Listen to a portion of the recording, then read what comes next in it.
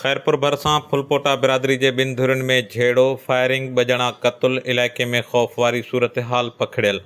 भाणो ॻोठ में पुराणे तकरार तां फुलपोटा बिरादरी के ॿिनि धुरियुनि में झेड़ो थी पियो। झेड़े दौरान धुरियुनि हिक ॿिए मथां फायरिंग शुरू करे ॾिनी, जंहिंजे नतीजे में हिक धुर जा बजणा पीरल फुलपोटो ऐं नादिर फुलपोटो मारिजी विया।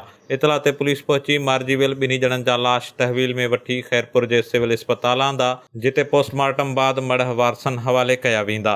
इन हवाले से पुलिस जो चवणु आहे त ॿिन्ही धुरियुनि में पुराणो तकरार हलंदड़ हो, जंहिं तां हिक भेरो ॿीहर छिक ताण तेज़ थियो ऐं धुरियुनि हिक ॿिए मथां फायरिंग कई, जंहिंजे नतीजे में बजणा मारिजी विया आहिनि।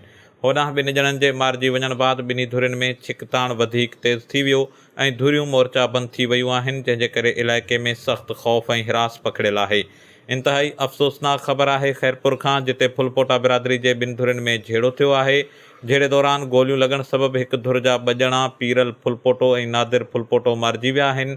झेड़े जो इतला मिलंदे ई पुलिस खैरपुर भरसां भाणो ॻोठ में पहुची ॿिन्ही मक़तूलनि जा लाश तहवील में वठी सिविल अस्पताल मुंतक़िल कया आहिनि, जिते ज़रूरी घुर्जूं पूरियूं करण बाद मढ़ वारसनि हवाले कया वेंदा। इन हवाले सां हद जे पुलिस जो चवणु आहे त ॿिन्ही धुरियुनि में पुराणो तकरार हलंदड़ हो, जंहिं तां हिक भेरो ॿीहर धुरियूं अटकी पियूं ऐं धुरियुनि हिक ॿिए मथां फायरिंग शुरू करे ॾिनी, जंहिंजे नतीजे में हिक धुर जा बजणा क़तल थी विया आहिनि। ॿिए पासे झेड़े दौरान ॿिन्ही ॼणनि जे मारिजी वञण बाद धुरियुनि में छिकताण तेज़ थी वियो आहे ऐं धुरियूं मोर्चाबंदि थी वियूं आहिनि। जॾहिं त ॿिन्ही धुरियुनि विच में वक़फ़े सां फायरिंग सबबि इलाइक़े में सख़्तु ख़ौफ़ ऐं ॾहकाव जो माहौल पखड़ियल आहे।